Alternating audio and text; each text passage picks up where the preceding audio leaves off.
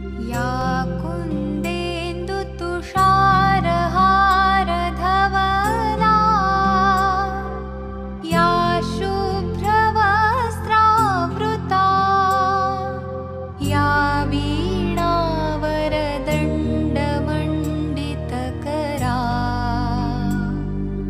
या श्वेतपद्मासना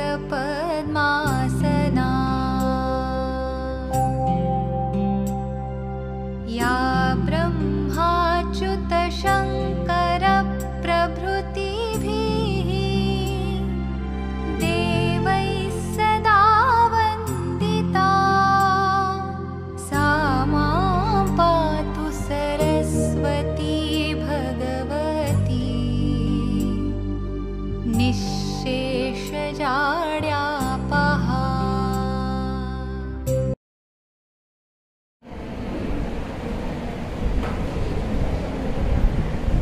Good morning all of you.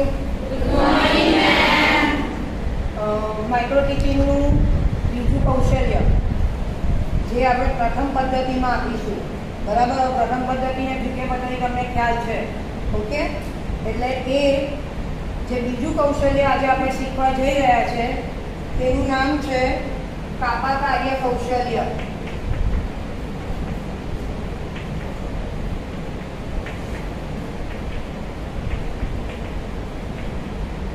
હવે કાપા કાર્ય એટલે આ કા એટલે કાળું ને પા એટલે પાટિયું, બરાબર. કાળું પાટિયું કાર્ય કૌશલ્ય. શા માટે આ કૌશલ્ય શીખવાની જરૂર છે સૌપ્રથમ તો આપણે એ વાત કરીશું, બરાબર.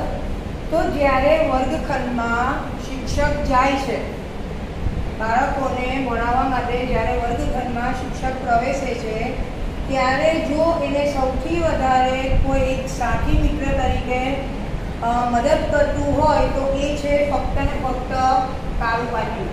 ઘણી સ્કૂલોમાં તમે હવે ગ્રીન બોર્ડ જોવો છો, આપણે ત્યાં પણ ગ્રીન બોર્ડ છે, બરાબર. તો આ જે કાળું પાટિયું છે તે શિક્ષકમાં રહેલા જ્ઞાનને પ્રદર્શિત કરે છે, શિક્ષકની કેટલી સમજ છે, એ શું વિષય વસ્તુ ભણાવવાનો છે, આ બધું તમને બ્લેક બોર્ડ દ્વારા ખબર પડતી હોય છે, બરાબર. હવે આના કેટલાક નામ છે બીજા, કાળા પાટિયાના બીજા કેટલાક નામ છે શ્યામ ફલક. આ કૌશલ્યને બીજું કહીશું ફલક કાર્ય કૌશલ્ય, બરાબર. બીજું કહીશું કૃષ્ણ ફલક. કૃષ્ણ કેવા હતા? કાળા, શ્યામ, બરાબર. તો એને કૃષ્ણ ફલક પણ કહેવામાં આવે છે, શ્યામ ફલક પણ કહેવામાં આવે છે, એને ફલક કાર્ય પણ કહેવામાં આવે છે, એને ચોકબોર્ડ પણ કહેવામાં આવે છે. શું કહેવામાં આવે છે? ચોકબોર્ડ, કે જેના પર આપણે ચોક દ્વારા લખીએ છીએ.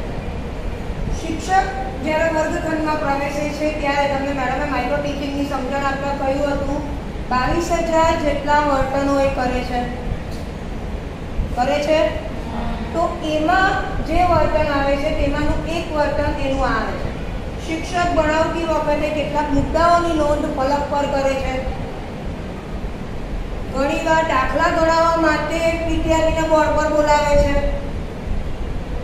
પોતાની વિષય વસ્તુ અસરકારક રીતે વિદ્યાર્થી સમક્ષ મૂકવા માટે પણ શિક્ષક ફલકનો ઉપયોગ કરે છે, બરાબર.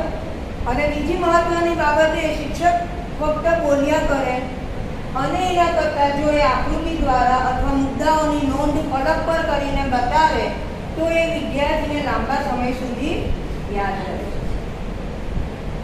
તો શિક્ષક માટે એક સારો એવો મિત્ર વર્ગખંડમાં ગણી શકાય એ ફક્ત ફલક છે કે જેના પર શિક્ષક પોતાની વિષય વસ્તુ પ્રદર્શિત કરી શકે છે.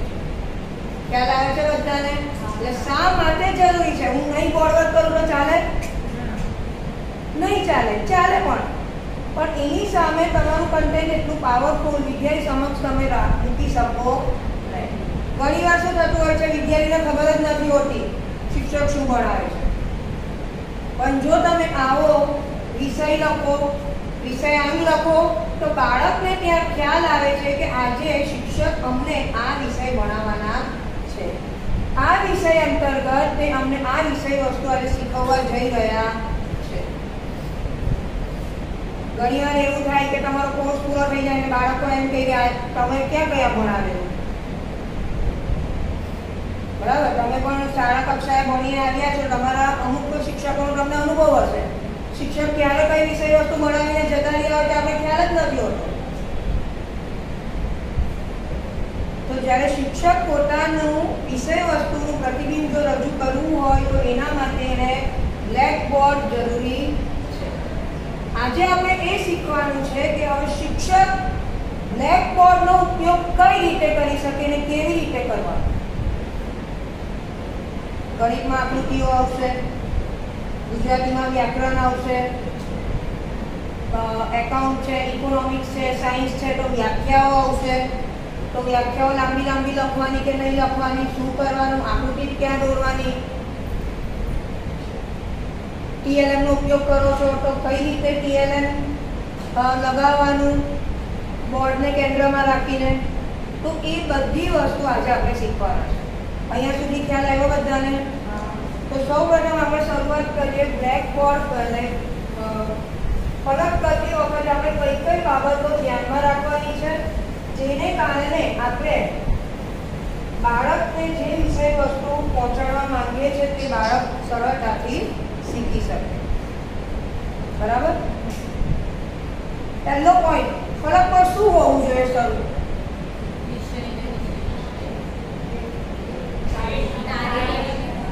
બરાબર છે. હવે એ લખવા માટે કેવા અક્ષરો હોવા જોઈએ? સારા અક્ષરો. હું તમને જરા બતાવું છું.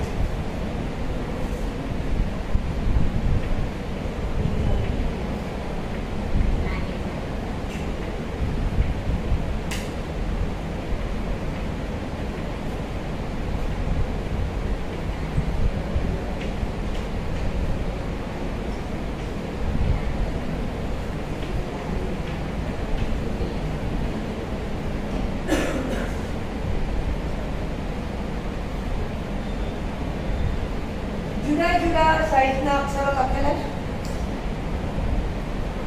બરાબર? આ નાના અક્ષર છે, આ થોડા મધ્યમ કદના છે, આમાં અષ્ટવ્યસ્ત શબ્દો છે ને આમાં ઉચ્ચારની દ્રષ્ટિએ ભૂલ છે. દેખાય છે? આ બાજુ આવી જાવ તો બાળકો ફલક જોવું અનિવાર્ય છે. હવે જોતો આવા જો અક્ષર હોય તો હું બાળક જે છેલ્લી બેન્ચ પર બેઠું છે ત્યાં એને સરળતાથી દેખાઈ શકે. થોડા મોટા કાઢું છું તો પણ કદાચ પ્રોબ્લેમ આવે. અહીંયા બરાબર સાઈઝ છે પણ અહીંયા જો આ મોટો થઈ ગયો, આ નાનો થઈ ગયો તો અસ્તવ્યસ્ત લાગે છે. એની સામે અહીંયા જો અહીંયા કેવો છે, જો ઓ લાગે છે. બરાબર? તો આવા અક્ષર હોવા જોઈએ નહીં. અક્ષર સરખા કદના હોવા જોઈએ. કેવા હોવા જોઈએ? સરખા કદના. જેથી કરીને છેલ્લી પાટલી પર બેઠેલા વિદ્યાર્થીને શિક્ષકે ફલક પર શું લખ્યું છે તે સરળતાથી એ વાંચી શકે. બરાબર? તો હું હવે અહીંયા લખું છું વિષય. તમે એવું નહીં માનો કે હું આટલા મોટા અક્ષર કાઢીશ તો કદાચ મારું બોર્ડ ભરાઈ ગયું તો હું શું કરીશ? આપણે એને રબ કરી નાખવાનું પડી. બરાબર? જો આ સાઈઝના અક્ષર હોય તો છેલ્લી પાટલી પર બેઠેલો વિદ્યાર્થી અહીંયા એને સરળતાથી વાંચી શકે. બરાબર છે? આ થયું અક્ષરનું કદ. એની સાથે બીજું એક વસ્તુ એડ કરું. અક્ષર સુવાચ્ય પણ હોવા જોઈએ. ગાંધી બાપુ જેવા અક્ષર હોય તો ચાલે? હું હમણાં લખું છું જો.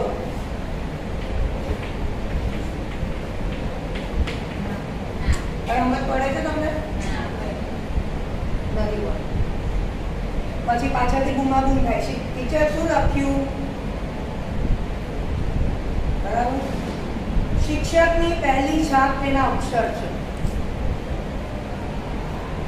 તમારા અક્ષર સારા હોય તો તમે કંઈ પણ વસ્તુ બોર્ડ પર લખો તો એ સારી લાગે. બરાબર? એટલે અક્ષરોનું કદ સરખું હોવું જોઈએ. બીજું, અક્ષરો સુવાચ્ય હોવા જોઈએ. બરાબર છે?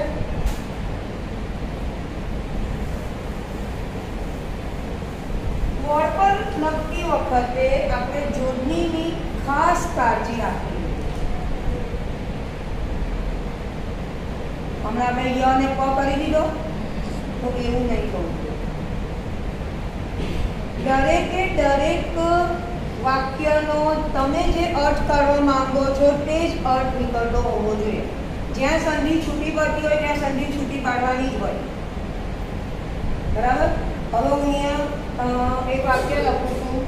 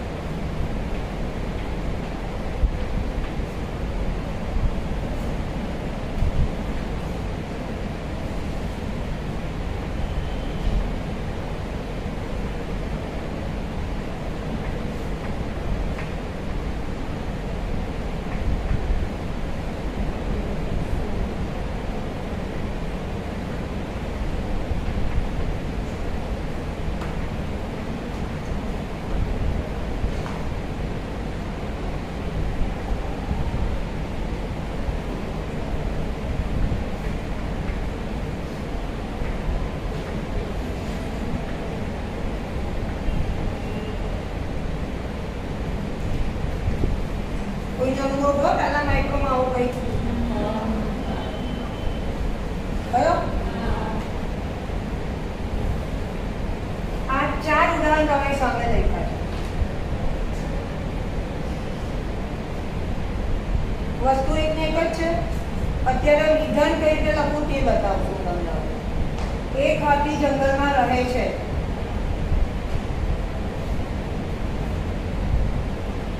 બાકી લાઈન ગઈ.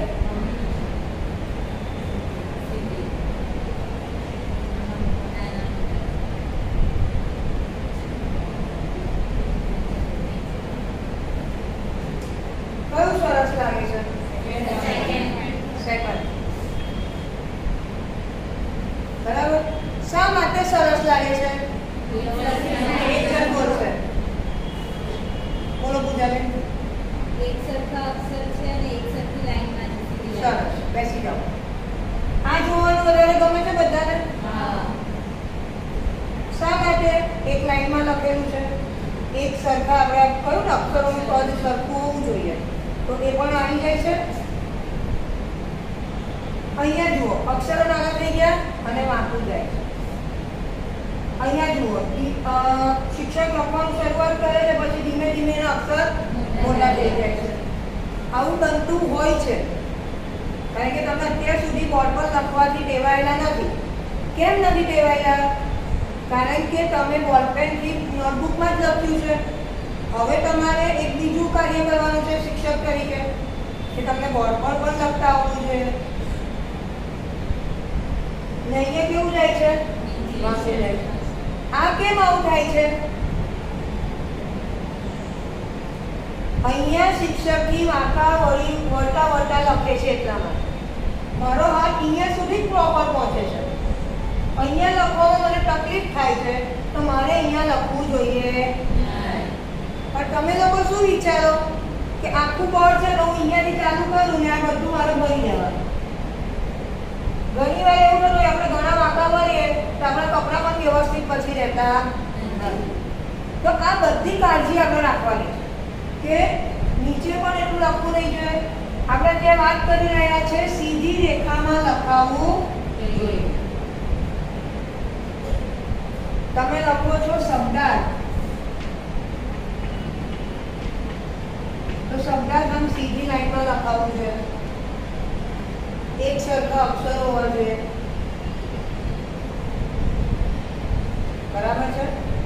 તો આ રીતે તમારે લખવાનું. આની સાથે જે મુદ્દો એક એડ કરી લઉં કે શબ્દો જ્યારે તમે ફલક પર દર્શાવો છો ત્યારે ભારપૂર્વક તમારે લખવાનું રહે છે. બરાબર? હું અહીંયા લખું વિલોમ શબ્દ એટલે કે વિરોધી શબ્દ.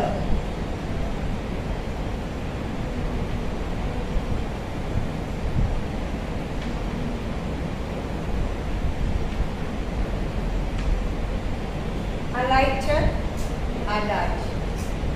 ડાર્ક લખવાનું છે એનો મતલબ એમ નથી પાછો કે હું એની ઉપર ઘૂંટીને લખું એટલે મારું ડાર્ક થઈ જશે. લાગે બરાબર? નહીં લાગે. કહેવાનો મતલબ એમ છે કે તમારે ભારપૂર્વક લખવાનું છે પરંતુ એને ઘૂંટવાનું નથી.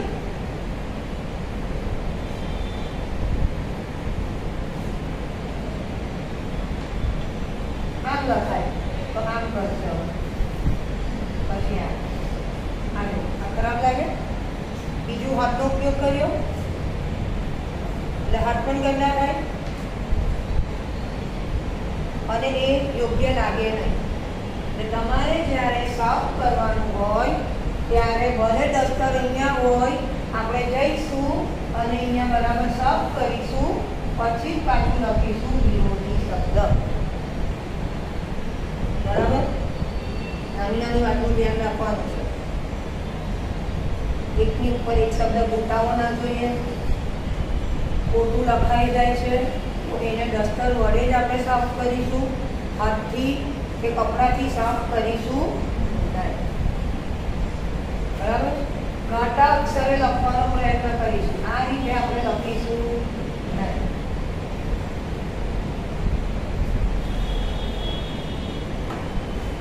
ઘાટા અક્ષરે કેમ લખાય તો ચોકને આમ પકડાય. ચોક પકડવાની રીત આ છે. તમે બોલ પેન પકડો ને એમ પકડો છો આમ.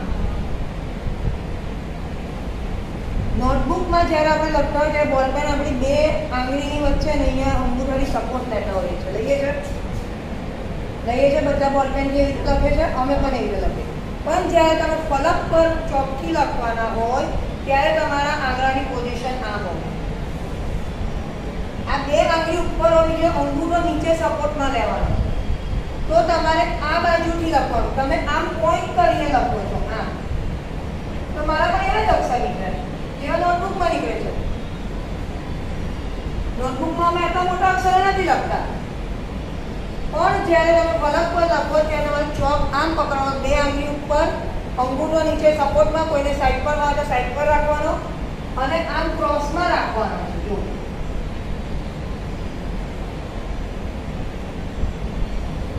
આ ચોક પકડવાની રીત છે. ખ્યાલ આવે છે? જો તમે આ ઇન્સ્ટ્રક્શન ફોલો કરશો તો તમારા અક્ષર ખરાબ હશે ને તો પણ સારા થશે ફલક પર. ઘણાને એવું હોય છે કે મારા નોટબુકમાં અક્ષર સારા નથી તો બોર્ડ પર પણ ખરાબ આવશે. એવું નથી હોતા. કોઈને નોટબુકમાં નથી સારા હોતા, ફલક પર ઘણા ફરક હોય છે. એવું અમે અનુભવ્યું છે. બરાબર? એટલે ફલક પર જ્યારે તમે કંઈ પણ વિષય વસ્તુ લખો છો તો ત્યારે સૌથી પહેલા તમારા અક્ષર સુવાચ્ય હોવા જોઈએ. અક્ષર સારા નહીં હોય તો લખવાનું જ નહીં. પણ શિક્ષકને બળાત્કારે કહેલા વગર ચાલશે? એટલે આપણે એ ઓપ્શન તો વિચારાય નહીં કે બળક પર નહીં લખીશું, આવીને ખુરશી પર બેસી જાઉં પગ પર પગ ચડાવીને તો ચાલે? અને લખવું જ પડે શિક્ષકે. તો ત્યાં આપણે બીજો ઓપ્શન સ્વીકારવાનો કે આપણે આપણા અક્ષર સુધારવાના. બધા જ શિક્ષક બનવા આવ્યા છો એટલે બધાએ જ આ કાર્ય કરવું પડશે.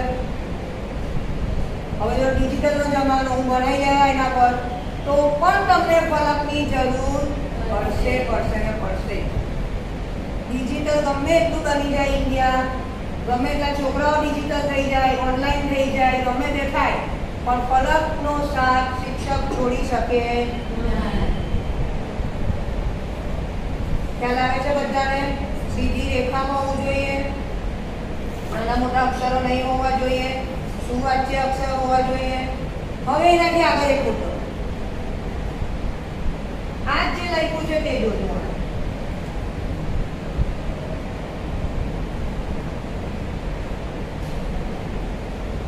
હું અહીંયાથી મારું કન્ટેન્ટ લખું છું.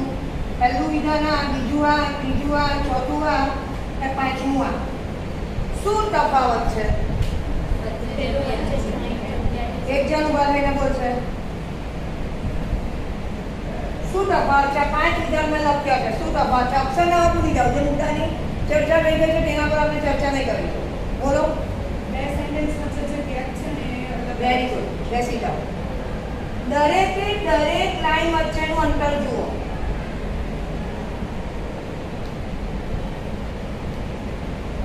પહેલી લાઈન બીજી લાઈન વચ્ચે કેટલું અંતર છે? લાઈન મોટી થઈ, બરાબર? બીજી લાઈન ને ત્રીજી લાઈન થઈ.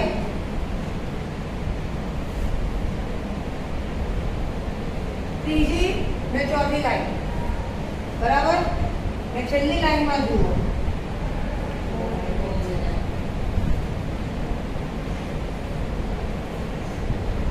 આ 3 લાઈનમાં હવે જુઓ.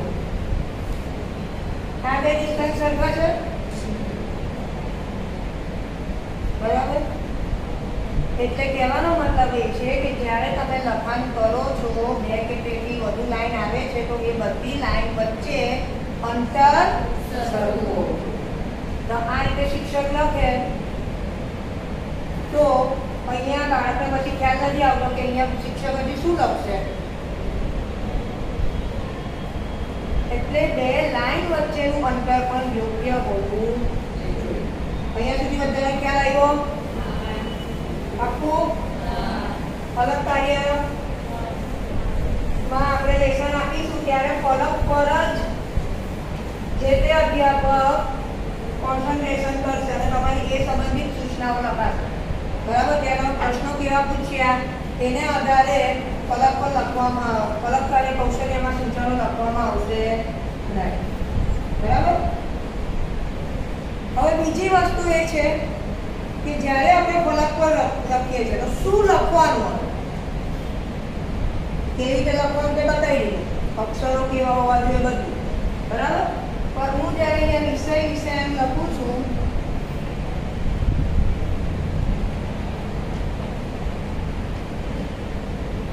તો અહીંયા કોર્નરથી ચાલુ કરે છે, બરાબર?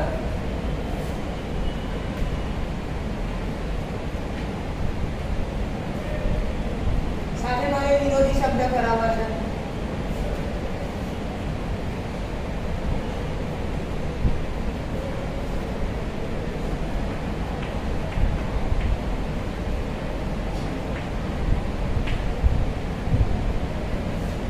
ગુજરાતી હશે તમે વ્યાકરણ લખશો, શબ્દાર્થ લખશો, ક્રિયાપદો લખશો, મુદ્દાઓની નોંધ કરશો.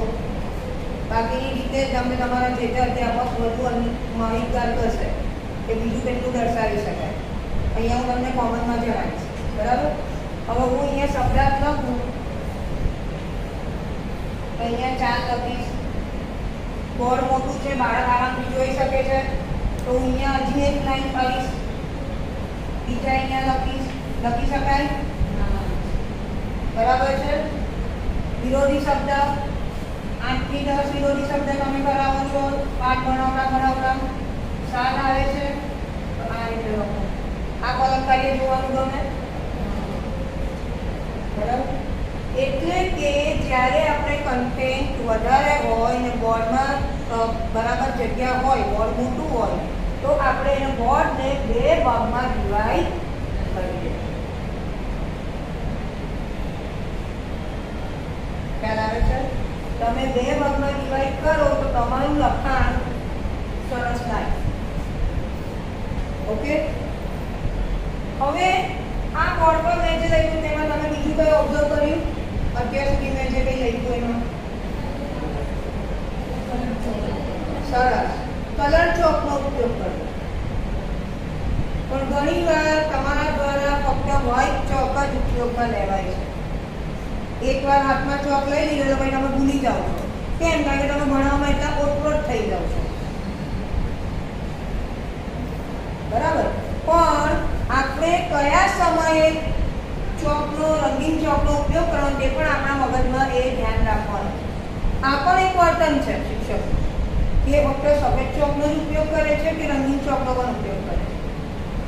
તમે ફક્ત સફેદ ચોકથી લખશો એટલે ત્યાં પાછળ સૂચના લખાશે.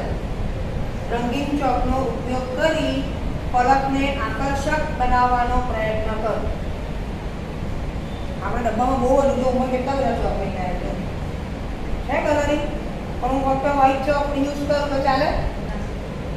તમે બહુ હોશમાં બધા બહુ બધા ચોક લાવશો, એમાં તમે ડોમ્સ ના લાવ્યા છો, બરાબર ને? સારી એવી કંપનીના ચોક લાવ્યા છે જેમાં ડસ્ટ પણ ઓછી આવે છે, પણ આપણે વાપરવાનું ભૂલી જઈએ. શા માટે રંગીન ચોકનો ઉપયોગ કરવો જોઈએ? તો તમે જે કંઈ પણ વિષય વસ્તુ લખો છો તો વિદ્યાર્થી એના તરફ ધ્યાન કેન્દ્રિત કરશે, વિદ્યાર્થી તમારા કાર્ય તરફ આકર્ષાશે. વિદ્યાર્થીઓ તમને કહેવા નહીં આવે ટીચર કલર ચોક ઉપયોગ કરો કે વ્હાઇટ ચોક ઉપયોગ કરો છો, એવું કહેશે નહીં? કહેશે.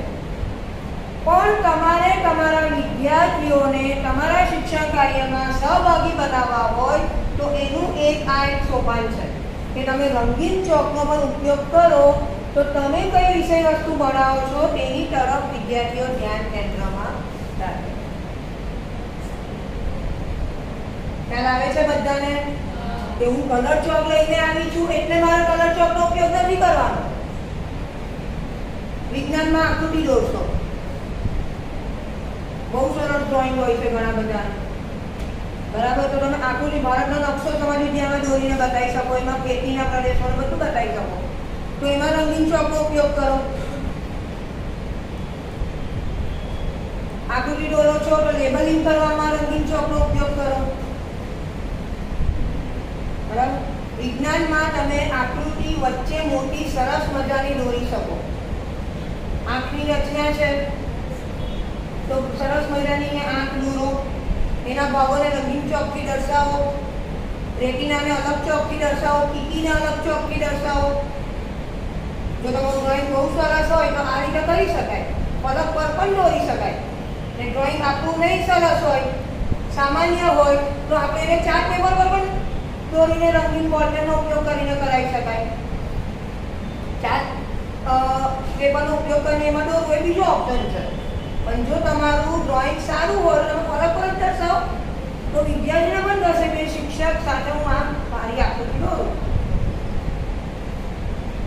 બરાબર? આકૃતિનું કદ, અહીંયા તમે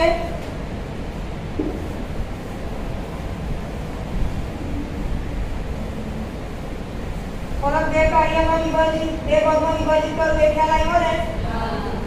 લાંબી લાંબી વ્યાખ્યાઓ પણ હોય તો આખી લખવી નહીં, બરાબર? હવે જો આકૃતિ છે તો હું અહીંયા વનસ્પતિ કોષ કઈ આવો આવે છે સાયન્સમાં, અહીંયા ગોલ્ગી ગાયને એવું બધું બતાવું, અહીંયા ઘણા સૂત્ર,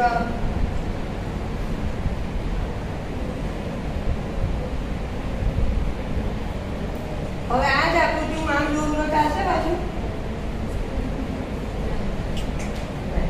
ફલક છે સરસ મજાનું, ચોક છે એની પાસે સરસ મજાનો, આકૃતિ અહીં મોટી દોરાય અને એમાં પછી તમે લેબલિંગ કરવા રંગીન ચોકનો ઉપયોગ કરો, બરાબર?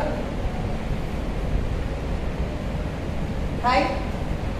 કોષ રસને બીજામાં દર્શાવો, બીજા કલરથી દર્શાવો, થાય? તો આ આકૃતિ પાછળ જોવામાં સારી લાગે, વિદ્યાર્થીને પણ થશે શિક્ષકે દોર્યું, સાથે તમે દોરાવશો એટલે વિદ્યાર્થીની સક્રિયતા પણ આવશે આમાં.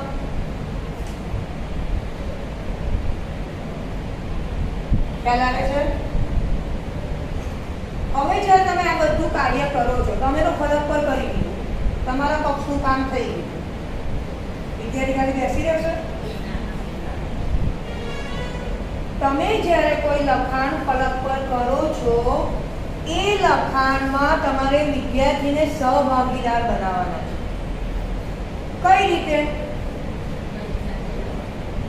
ધારો કે હું મેથ્સનો દાખલા ગણાવું છું, એક દાખલો મેં શીખવાડ્યો તો બીજો દાખલો હું જે તે વિદ્યાર્થીને બોર્ડ પર ગણવા બોલાવીશ. એ પણ એક ફલક કાર્યનું એક વિશિષ્ટ લક્ષણ છે કે વિદ્યાર્થીને ફલક પાસે બોલાવી દાખલો ગણાવી શક્યા. બરાબર. આકૃતિ છે, ત્રિકોણ દોર્યો હોય એના ભાગો દર્શાવવાના હોય તો એ પણ વિદ્યાર્થી કરી શકે. શબ્દાર્થ છે તો વિદ્યાર્થીને જો ખબર હોય તો તમે એક શબ્દ લખો ચંદ્ર, તો એનો શબ્દાર્થ બીજું, તો એ બાળકને આવડતું હોય એને અહીંયા બોલાવો, લખાવો, એપ્રિશિએટ કરો, સ્કૂલ પૂરા પાડો. વિદ્યાર્થી ખુશ થતો જાય કે મને મારા શિક્ષકે સ્ટેજ સુધી બોલાવ્યો અને બોર્ડ પર તમે જોયું હશે, તમે જ્યારે ભણતા હશો ત્યારે જ્યાં શિક્ષકોને ચોક લઈને ત્યાંથી બાળક એક ચોક લઈ જતો હતો. તમે પણ કહ્યું હશે, બરાબર? કેમ? કારણ કે એ લોકો માટે એ નવાઈ છે કે ચોકથી બોર્ડ પર લખવું. આપણે મોકો મળે છે તો આપણે દૂર ભાગીએ છીએ, બરાબર? તો જ્યારે તમે તમારા વર્ગખંડમાં આ રીતે કાર્ય કરાવશો વિદ્યાર્થી પાસે, તો એ વિદ્યાર્થીને તમારા માટે માન વધી જાય.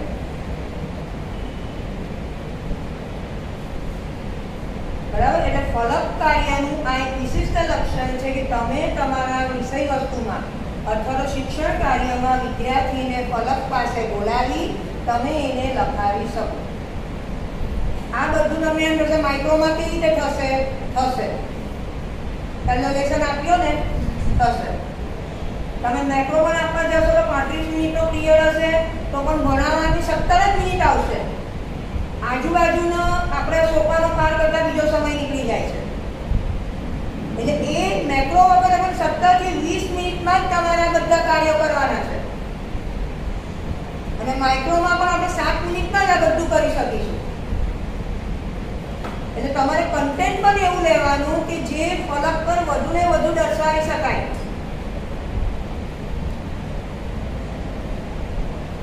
પાઠ ભણાવો છો ગુજરાતીમાં, હિન્દીમાં, તો તમે એમાં મેં કહ્યું તેમ અધ્યાપનના મુદ્દા તમારામાં લખવાના હોય તો તે લખો, વિરોધી શબ્દ આવતા હોય તો એ લખો, સમાનાર્થી શબ્દ આવતા હોય તો તે લખો, જોડણી લખો, શબ્દાર્થ લખો, ઘણું બધું કરાવી શકાય. એટલે એવો મુદ્દો લેવાનો કે જેને આપણે ફલક પર સારી રીતે પ્રેઝન્ટ કરી શકીએ. ખ્યાલ આવે છે?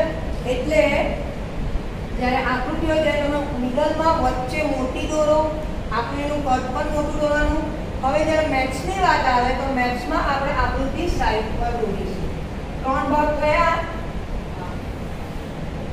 બરાબર? અહીંયા તમારો વિષયાંક હશે તો આકૃતિ આપણે અહીંયા દોરીશું. આકૃતિ દોરવા માટે હું ફક્ત ને ફક્ત ભૌમિતિક સાધનનો જ ઉપયોગ કરીશ. મેથ્સમાં ખાસ મારે અહીંયા કોષ દિવાલ વિજ્ઞાનમાં દોરવી હોય તો ઉપર નહીં દોરું. આંખની રેખા દોરવી હોય તો હું અહીંયા હાફ સર્કલ કરવા માટે પરિકરનો ઉપયોગ નહીં કરું. પણ મેથ્સમાં ખાસ આકૃતિ જમણી બાજુ જ આવશે. આકૃતિનું કદ વ્યવસ્થિત હોવું જોઈએ, રંગીન ચોકનો ઉપયોગ થયેલો હોવો જોઈએ, બરાબર? અને પછી અહીંયા તમારે એને લગતું લખાણ કરવાનું છે. મેથ્સમાં રકમ બોર્ડ પર લખવાની રહેતી નથી. ખાસ કરીને વ્યવહારિક દાખલા, સમીકરણના ઉકેલ શોધો, ટ્રિગોનોમેટ્રી, એમાં લાંબી રકમ હોય છે. ઊંચાઈ શોધો, તો એ લાંબી રકમો તમારે અહીંયા લખવાની નથી. ખ્યાલ આવે છે બધાને? મેથ્સમાં પર્ટિક્યુલર આ એક નિયમ હોય છે, આકૃતિ રાઈટ સાઈડ જ આપણે દોરીશું, એને લગતું બધું કન્ટેન્ટ આપણે લેફ્ટ સાઈડ કરી શકીએ. ઘણી વાર પછી એક પ્રશ્ન થતો હોય છે કે આપણે લેસન પ્લાનમાં તો આટલું ફલક કાર્ય બતાવી દઈએ પણ મારે આનાથી વધારે કરવાનું છે, તો શું કરું? તો શિક્ષક જ્યારે વર્ગખંડમાં આવે છે જ્યારથી એ બોર્ડ વર્ક કરે છે તો ક્લાસ સુધી એ જ હોય નહીં. એ રબ કરશે, પછી પાછું બીજું લખશે. તો તમારે અત્યારે તમારા લેસન પ્લાનમાં જેટલું તમે પર્ટિક્યુલર પહેલા બતાવવાના હોય એટલું જ કરવાનું, બરાબર? લેસન પ્લાનમાં તો આટલી જ જગ્યા હશે, એમાં વિષય અહીંયા આટલી જતી રહી. બરાબર છે? એટલે કેટલું રહ્યું? આટલું. તો મારે એમાં શબ્દાર્થ પણ લખવો હોય, વિરોધી પણ લખવા હોય, શબ્દ સમૂહ માટે એક શબ્દ લખો, બધું આવી જવાનું. ત્યાં તમારે બે ભાગ કરી દેવાના, આ બાજુ સમાનાર્થી, આ બાજુ વિરોધી. પછી તમે ભલે શબ્દ સમૂહ માટે એક શબ્દ કરાવો તો આને રબ કરવાનું પછી. એટલે લેસન કાર્ડમાં એ વસ્તુ નહીં આવશે પછી. ભલે તમે ફોરવર્ડ કરો છો અહીંયા. એવી જ રીતે મેથ્સમાં 4-5 દાખલા કરાવશો તો ફલક પર તો 2 જ લખવાના છે લેસન પ્લાનમાં. બોર્ડ પર પછી બોલે તમે એટલે તમારા અધ્યાપકને ત્યાં ખ્યાલ આવી જાય કે આનું બોર્ડવર્ક કેવું છે. આટલે સુધી ખ્યાલ આવ્યો બધાને? થોડા આગળ વધીએ. હવે મેં આટલું બધું લખી દીધું, બરાબર? બધું મેં લખ્યું આકૃતિ દોરી. તો પેલો માઇક્રો લેસન આપવાનો એટલે મનમાં ખચકાતો હોય તો આમ ચોકથી રમે. કેમ છો બાળકો? મજામાં ને? આજે આપણે ગુજરાતી વિષય શીખવાના છે, બરાબર ને? તો આવું ચાલે. જેવો તમારો વિષય લખાઈ જાય છે તેવા ચોક તમારે મૂકી દેવા. દસ્તરનું કામ પડે છે, બોર્ડવર્ક ચોક કર્યું, પછી તમારે કંઈ બોલવાનું થાય, આગળ પાઠ વાંચવાનો થાય તો દસ્તરને પણ આપણે સાઈડ પર મૂકી દઈશું, બરાબર? ચોક દસ્તર આપણે હાથમાં રાખીશું. શા માટે નહીં રાખીશું? કહ્યું છે કે મારા લેક્ચરમાં એકાદ વાર તો ઉલ્લેખ થયો છે 102 માં. બોલો બોલો દર્શનભાઈ. શિક્ષક ગુસ્સામાં આવીને ચોકને દસ્તર મારી. સરસ. માનવ છે આપણે, વર્તનો બદલાય, બરાબર? આપણી લાગણીઓ બદલાય. ઘણી વાર આપણે નહીં ગમતું કાર્ય વિદ્યાર્થી કરતો હોય ને, પેલા ટીચર સમાજ વિજ્ઞાન માટે લેસન સ્વાધ્યાય પોથી ચેક કરવાના છે. અહીંયા ટીચર મેથ્સ ભણાવે છે, પેલો સ્વાધ્યાય પોથી લખે છે. તે સ્વાધ્યાય પોથી કેમ લખી છેલ્લો દિવસ જોઈ લો ને ટીચર. એટલે પેલું દસ્તર હાથમાં હોય ફમ દઈને મારે, વાગી જાય. એ વિદ્યાર્થીએ ધારો કે શિક્ષકને જોઈ લીધો કે એ મને મારે છે, એ આમ ખસી જાય, પાછળ વાગી જાય. વિદ્યાર્થી આમ ખસી જાય, કાનમાં વાગી જાય, ચશ્મા પહેરેલા હોય ચશ્મા ફૂટી જાય. તો આવા બધા બનાવો બનતા હોય છે, બરાબર? તો આપણે શિક્ષક છે, આપણે વિદ્યાર્થીઓને શારીરિક હાનિ પહોંચાડવાની નથી, પણ શિક્ષકનું શારીરિક હાનિ પહોંચાડવાનું કાર્ય શરૂઆત અહીંયાથી થાય. જેટલું ચોક દસ્તર તમને મદદ કરે છે તમારા શિક્ષણ કાર્યમાં, એટલું જ નુકસાનકારક પણ છે જો તમે એનો વ્યવસ્થિત ઉપયોગ ના કરો. તમે બધા ડાયા છો, મને સાંભળો છો, પણ મારા જેવા હોય કોઈ કે જેને સમાજ વિદ્યા નહીં ગમતું હોય ને વાતો કરતા હોય, એટલે શિક્ષક ગુસ્સામાં આવે. એક વિદ્યાર્થી વાત કરે એટલે બીજાને પણ વાતો કરવાનું મન થાય. એટલે શું કરશે શિક્ષક? ટેબલ પર બેઠેલું હોય, બરાબર?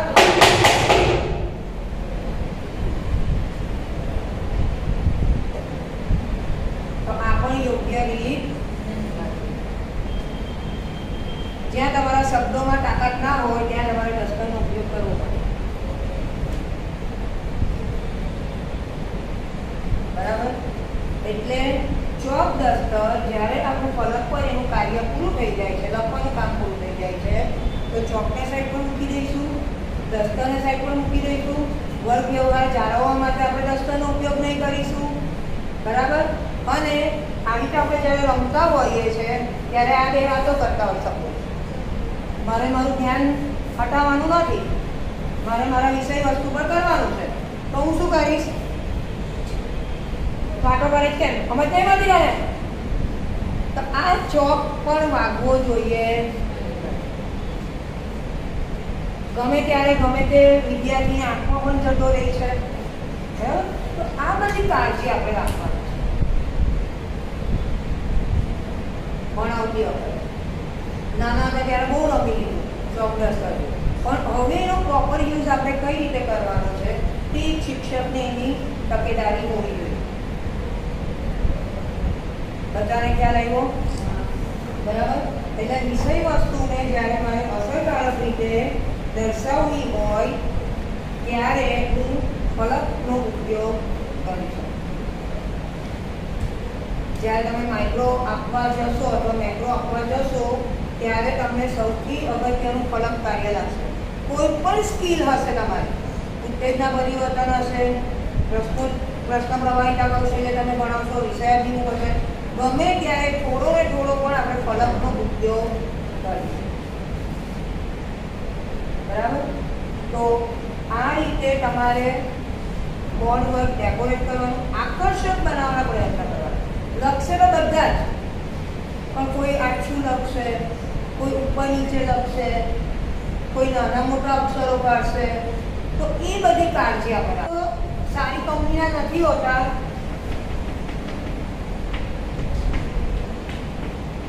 અવાજ આવ્યો?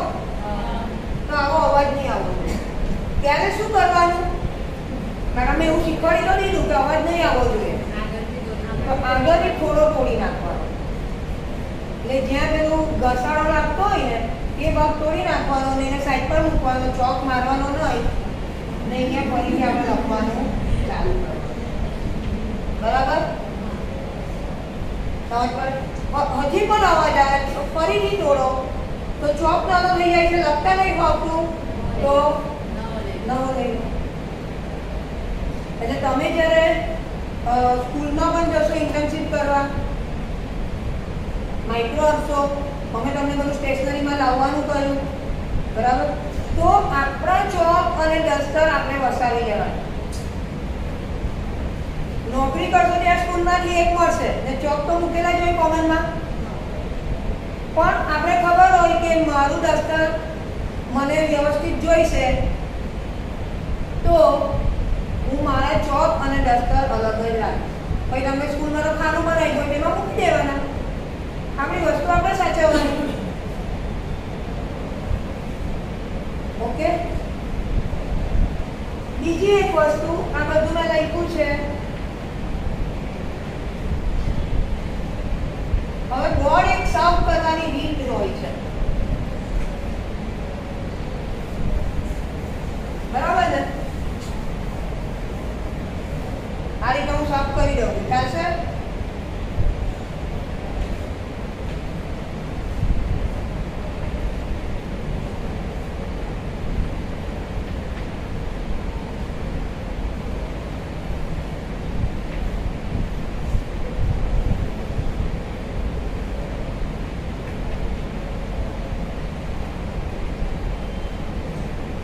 બોર્ડ સાફ કરવાની રીત ડાબો જમણો એવું નહીં, હે? જેને જે ફાવે છે. દેખાય છે? આને બોર્ડ સાફ કરવાની વૈજ્ઞાનિક પદ્ધતિ કહેવામાં આવે. અમે હમણાં ઇન્ટર્નશીપમાં ગયા ને તમારા સિનિયર્સના લેસન ચેક કરવા, તો અમે ગયા તો એ લોકો આ રીતે બોર્ડ સાફ કરે, બાકીના દિવસોમાં એ લોકો આમ સાફ કરે.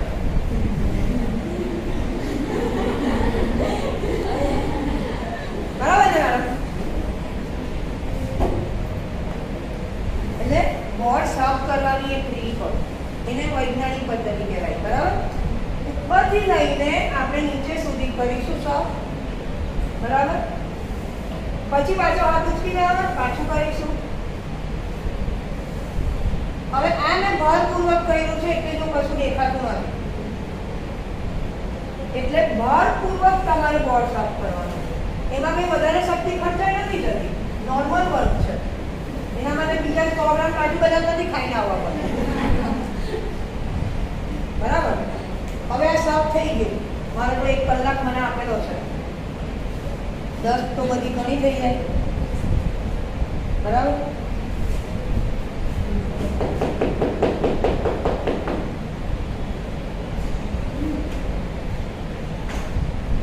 ચાલશે ને? નહીં ચાલે. ત્યાં ખરાબ દેખાય છે, મારે પાછું સાફ કરાવવું પડે. હું એટલી એક્સ્ટ્રા ઓર્ડિનરી કે હું થોડી સાફ કરું, આ મારું કામ થોડું છે. 10 કહ્યું ત્યારે ખ્યાલ નહીં આવ્યો કે આ મારું કામ નથી, પણ સાફ કરવાનું આવ્યું ત્યારે એવું થયું કે મારું કામ અહીંયા 10 તૂટશે, શિક્ષકના પણ શ્વાસમાં જાય, વિદ્યાર્થીઓના પણ શ્વાસમાં જાય. તો આપણો ક્લાસ મોટો છે, તમે જરા દૂરથી જો, સ્ટેજ આપણો મોટો છે. સ્કૂલોમાં આટલો સ્ટેજ હશે ને, અહીંયાથી બેન્ચીસ હશે. બરાબર, ઘણા નોકરી કરે છે એટલે ખ્યાલ હશે. એટલે આપણે અહીંયા 10 આવી રીતે કરવી જોઈએ નહીં.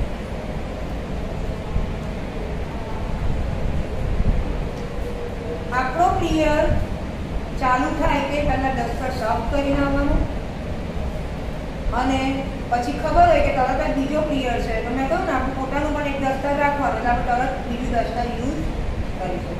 નહીં તો જે સેવક કે સેવિકા હોય શાળામાં તેને કહેવાનું કે આ દફતર સાફ કરી આપો, તો એ બીજી કોઈ જગ્યા પર જઈને આ રીતે દફતર સાફ કરી આપે, જેથી કરીને સ્કૂલમાં કોઈ પણ દિવાલો ખરાબ થાય. ખ્યાલ આવ્યો બધાને? બીજી એક વસ્તુ,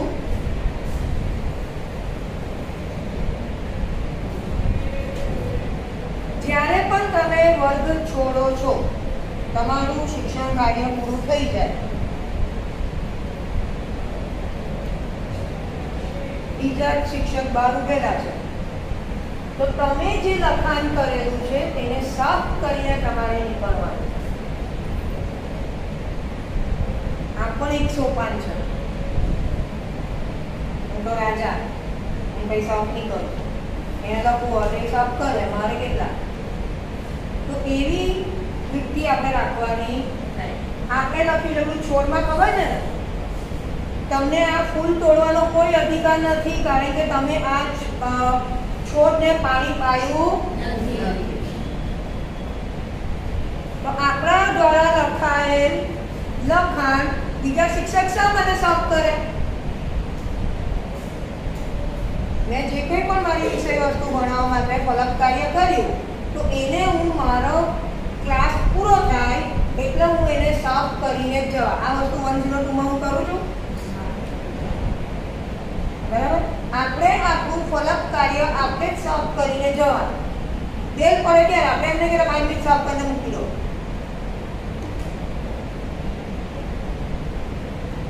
ખ્યાલ આવે છે? એટલે ફલક કાર્ય તમારે તમારો ક્લાસ પૂરો થાય ત્યારે સાફ કરીને જવાનું. હમણાં ક્યારે સાફ કરવાનું? તમે મૂલ્યાંકન કરાવો છો, છેલ્લે પ્રશ્નો પૂછો છો એને મૂલ્યાંકન કહેવાય. છેલ્લે પ્રશ્નો જે પૂછો છો ને તેને મૂલ્યાંકન કહેવાય. તો તમે જે કંઈ પણ વસ્તુ ફલક પર લખેલી હતી એને મૂલ્યાંકનના પ્રશ્નો પૂછતા પહેલા સાફ કરી દેવાના. ટીએલએમમાં પણ અમે આ વસ્તુ સમજાવ્યું તમને કે તમે ટીએલએમ દ્વારા વિષય વસ્તુ રજૂ કરો છો, તો મૂલ્યાંકનના પ્રશ્નો પૂછતા પહેલા ટીએલએમ પણ સાઈડ પર મૂકી દેવાનું અને ફલક પર વિષય સિવાયની બધી વસ્તુઓ સાફ કરી દેવાની. વિષય રવા દેવાનું.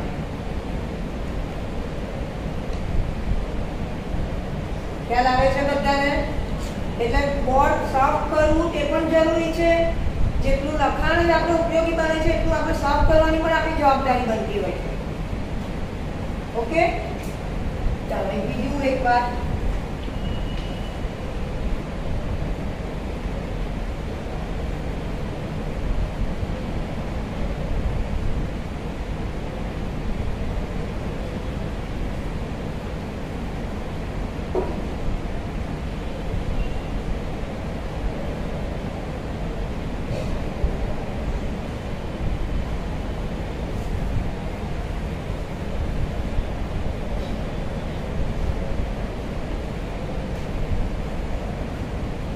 चलो बाळको नोंदपोथीમાં નોંધ કરી લો. ચલો નોંધ કરો.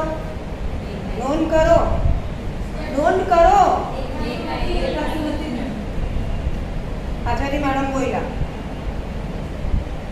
શું બોલ્યા? તો જ્યારે હું બાળકને ફલક પરથી કોઈ વિષય વસ્તુ નોંધ કરવાની કહું છું તો મારે ઊભા રહેવાની જગ્યા ક્યાં હોય? સાઈડ. આ પણ 105 છે. કાં તો આ બાજુ ઊભા રહો તો બાળકને આખું કોલમ દેખાય,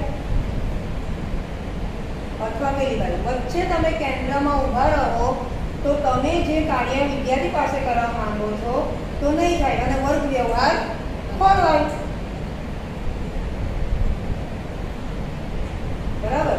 તો ફલક કાર્યની નોંધ કરાવતી વખતે આપણે સાઈડ પર ઊભા રહેવું. જે રીતે મેડમ બોલ્યા, એક મેડમ બોલ્યા, આવી રીતે વર્ગખંડમાં 60 બાળકો હોય, 60 જણ હાથે બોલે, પ્રિન્સિપલ પસાર થતા હોય તો તમારું કેટલું યોગ્ય દેખાય કે આ શિક્ષકને વર્ગ વ્યવહાર જાળવતા આવડતું નથી. વર્ગ વ્યવહાર એટલે અંદર થતો ભંગાર, વિદ્યાર્થીઓ અશિસ્તમાં હોય. અમારા સ્ટાફરૂમમાં એક બાળક છે અશિસ્ત, બાળકને પૂછજો પર્સનલમાં, બરાબર? તો અમારે એ બાળકને વારે વારે એ કેબિનમાં મોકલવું પડે. એટલે કહેવાનો મતલબ એમ છે કે જ્યારે આપણે ફલક કાર્યની નોંધ કરાવતા હોય ત્યારે શિક્ષકે સાઈડ પર ઊભા રહેવું જોઈએ. આ વસ્તુ મેં માર્ક કરી છે પહેલા જ માઇક્રોમાં. તમે ફલક કાર્યની નોંધ તો કરાવી દો છો, શિક્ષક એનું વર્તન કરાવે છે, પણ તમે ફલક કાર્યની નોંધ માટે બાળકને પૂરતો સમય પણ નથી આપતા. ઘડિયાળના કારણે તમારું લેસન ચાલે, અરે એન્જોય કરતા લેસન આપો. મારું આટલું ભણવાનું રહી જશે, બેલ પડી જશે, પાછું રીતી જ મળે, એમાં હું ફરક પડવાનો, એમાં તમને જ શીખવા મળશે ને. તમે તરત જ ચલો બાળકો આપણે લખી લો, લખાઈ ગયો.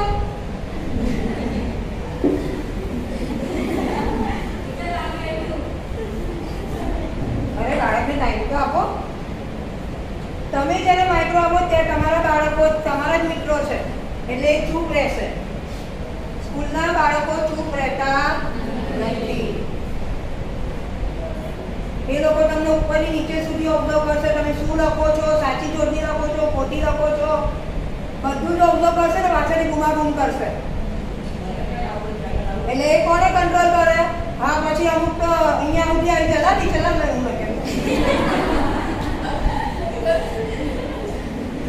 કેમ મેં કહ્યું ને, એ લોકોને બોર્ડ અને ચોકલેટ બહુ લગાવે કે એ લોકોને લખવા મળતું જ ના હોય. ને તમે જ્યારે ઇન્ટર્નશીપમાં જશો ત્યારે તમારા ખૂબ વાલા થશે કે તમે એ લોકોને બોર્ડ પાસે બોલાવશો લખવા માટે. બરાબર? એટલે આ બધી નાની નાની બાબતોનો ખ્યાલ રાખવાનો છે. બ્લેકબોર્ડ યુઝ કરવાની એમાં હું મોટી નવાઈ મારવાની છે, ખબર પડી ને આજે કેટલી નવાઈ મારવાની છે, કેટલી ચોકસાઈ રાખવાની છે. ઓકે. હવે જ્યારે જ્યારે કન્ટેન્ટ આપણું વધારે હોય છે, ઘણી વાર બોર્ડ પર એને આપણે કઈ રીતે રજૂ કરવું તેના માટે પ્રશ્નો ઊભા થતા હોય છે. તો જ્યારે લખાણ વધુ હોય ત્યારે આપણે ચિત્રાત્મક રજૂઆત દ્વારા ફલક કાર્ય કરી શકીએ, જે દેખાવમાં પણ સારું લાગે અને આપણો જે મેઇન હેતુ છે કે આપણું કન્ટેન્ટ આવી જવું જોઈએ તો એ આવી જાય. બરાબર? ધારો કે 4 મુદ્દાવાનું હોય તો હું સ્ક્વેર બનાવીશ, અહીંયા લખીશ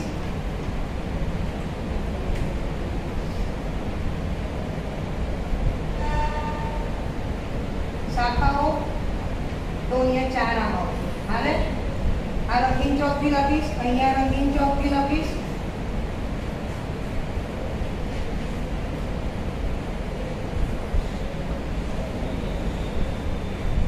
આ રીતે 3 વસ્તુ હોય તો હું ટ્રાયેંગલ કરીશ, વચ્ચેની થીમ અહીંયા લખીશ, આજુબાજુ એના પ્રકારો લખીશ.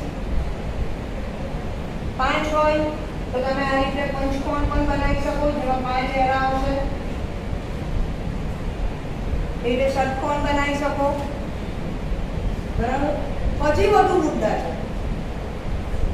ઘણી વાર તમે આ રીતે સાદું પણ યુઝ કરો તે પણ ચાલે. આમ કરો છો ને ફ્લોચાર્ટની રીતે. હવે આમાં શું થાય છે, આ મારે જરા તમને શીખવવું છે કે અહીંયા તમે લખો ને પછી બાજુમાં લખવાની જગ્યા લઈ લે. તો તમારે એને કઈ રીતે એટ્રેક્ટિવ બનાવવાનું? આ જે લાઈન દોરો ને તો એક એરો લાંબો કરવાનો આ રીત પણ કંઈ ખોટી નથી, બરાબર? તમે અહીંયાનું લખાણ અહીંયા વ્યવસ્થિત લખી શકો, અહીંયાનું લખાણ અહીંયા આવશે.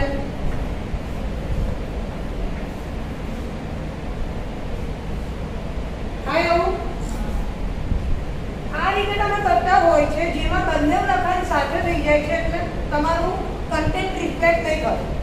પણ આ જ વસ્તુને તમે આ રીતે લાંબા ટૂંકા હેરા કરીને કરો તો વ્યવસ્થિત દેખાય, તમારું કન્ટેન્ટ પણ અલગ પડે, બરાબર? એટલે 4 વસ્તુઓ તમે આ રીતે દર્શાવી શકો, 3 હોય, 5 હોય, 6 હોય તો ષટકોણ દોરી શકો. હજી વધારે કન્ટેન્ટ છે. મેં 102 માં એક ફોરવર્ડ કરેલું, ફોટો પાડેલો પૂજાય, જોયેલો છે ને બધાએ? તો એ રીતે પણ તમે કરી શકો, બરાબર? આ વસ્તુ તમને તમારી બીએડની યુનિવર્સિટી એક્ઝામમાં પણ કામ લાગે. બાય ચાન્સ તમારો ઓફલાઈન નથી, બેડલક છે તમારું, બાકી પ્રેઝન્ટેશનમાં તમને આ બધું કામ લાગતું હોય છે. વધારે મુદ્દા હોય અહીંયા લખો, તમે કરેલો 102 માં મેક્સિમમ મુદ્દા સમાવી શકાય એમાં, લાંબા ટૂંકા એરા કરીને તમે ગમે તે. હવે આ વસ્તુ સેન્ટરમાં હોય તો જ સારી લાગે પાછી. હું આ બાજુ એક સાઈડ પર દઉં તો ત્યાં મારે લખાણ આવતું હજી આમાં મુદ્દા નથી આવતા, હજી એક રીત છે. રીડોટ આવડે?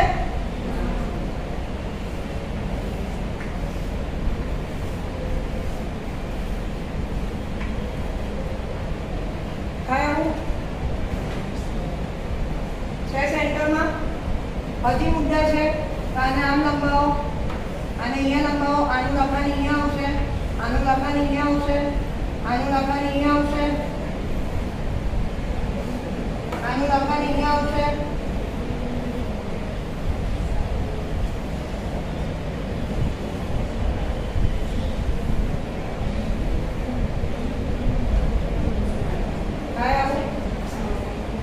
હવે આમાં છે કોઈ ડ્રોઈંગની સ્કીલ જોઈએ? ઇન્ટરમીડિયમ એ બધી પરીક્ષા આપવી પડે. તો આ રીતે તમે તમારું ફોરવર્ડ ટેકનિકલી કરી શકો. લખાણ કરશો એના કરતાં ચિત્રો દ્વારા રજૂઆત કરશો તો વધારે સારી રીતે આકર્ષણ કરે છે.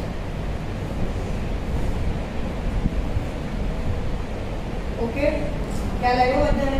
છેલ્લી રીત હવે જે તમને માઇક્રોમાં યુઝ કર્યા વગર ચાલવાની નથી.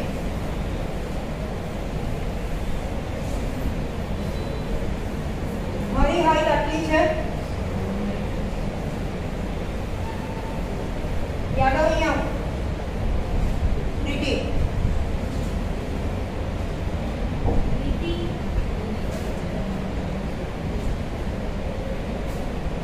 એમ વિષય હા, હિન્દીમાં લખ, ગુજરાતીમાં લખ.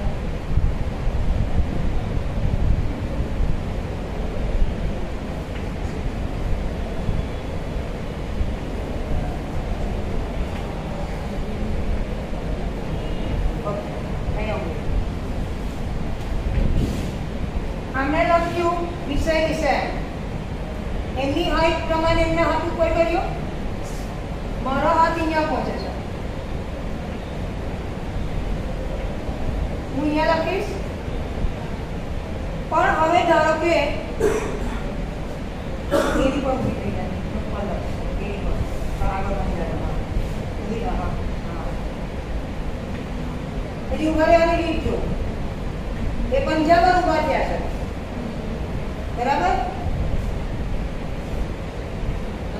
ઓકે, ઉભા. બેમાં શું તફાવત લાગે છે? અક્ષરો આપે ચૂક્યા પ્લસ શિક્ષક આમ ઉભો રહે, કેટલું યોગ્ય કહેવાય? નહીં ચાલે, બરાબર? આખો હાથ જેટલો પહોંચે તેટલો જ. આમ લાંબુ હોય થઈને જો અમારો હાથ કેટલો ખરાબ લાગે, લાગે ને? શિક્ષક વિદ્યાર્થી પછી અહીંયાની જગ્યા શિક્ષકને જોઈ, એટલે જ્યાં સુધી મારો હાથ પહોંચતો હોય, પ્રીતિનો અહીંયા સુધી હાથ પહોંચે તો અહીંયાથી લઈ. એને ત્યાં એવું નહીં વિચાર્યું કે હું આટલી જગ્યાએ છોડી દેવા તો શું થશે, કઈ વાંધો નહીં. પણ અહીંયાથી પછી જે બોર્ડ વર્ક કરશે તે વ્યવસ્થિત હશે. બરાબર? એટલે લાંબા થઈને પણ જ્યાં આપણો હાથ નથી પહોંચતો ત્યાં સુધી મારે લખવાની કોઈ જરૂર નથી. જેને કારણે આપણા કપડાં પણ અસ્તવ્યસ્ત થઈ જતા હોય છે. બરાબર? તો આ રીતે આપણે જ્યાં મારો હાથ પહોંચે છે ત્યાં હું લખીશ. જ્યાં ઇઝીલી હું જોઈ શકું અને ઇઝીલી લખીશ. બધાને ખ્યાલ આવ્યો? આ રીતે હું મારું કાર્ય કરીશ તો કદાચ બાળકોને પણ ગમે, બાળકો તમારી તરફ ધ્યાન આપશે અને તમે તમારી વિષય વસ્તુને અસરકારક રીતે વિદ્યાર્થી સમક્ષ મૂકી શકો. ઓકે, અહીંયા આપણું ભણત કાર્ય પૂરું થાય છે. કોઈને કંઈ પ્રશ્ન હોય તો પૂછો. બધાને સમજ પડી? ફલક કાર્ય ભલે મેટર માસ્ટર ન હોવ ને પૂછવું હોય કે મેડમ હું આ રીતે કરું તો ચાલશે? મેં તો એક્સરસાઇઝ વાળાને તે રીતે કરવાનું ચાલુ કરી દીધા પહેલાંથી કે આ રીતે જ કરવાનું, ડાયરેક્ટ લખવાનું નહીં. ઘણાને મેં એવી રીતે કરેક્શન કરી આપેલું. એટલે તમને એવું લાગતું હોય કે આવું કન્ટેન્ટ છે, નથી સમજ પડતી, કઈ રીતે દર્શાવવું, તો તમે પૂછી શકો છો. બરાબર? એટલે ફલક કાર્ય જો સારું હશે તો તમારી ઇમ્પ્રેશન બાળક પર સારી. ઘાટા અક્ષર લખવું એ ખૂબ જ મહત્વનું છે અને સીધી રેખામાં જોડણીની ભૂલો ના થવી જોઈએ. એ બધી મહત્વની કાળજીઓ તમારે રાખવાની. ઓકે, બધાને સમજ પડી? ઓકે, તો હવે હું મેથ્સનો એક ડેમો આપી દઉં છું. એટલે આપણું આજે ફલક કાર્યનું કામ અહીંયા આપણે પૂર્ણ કરી શકીએ.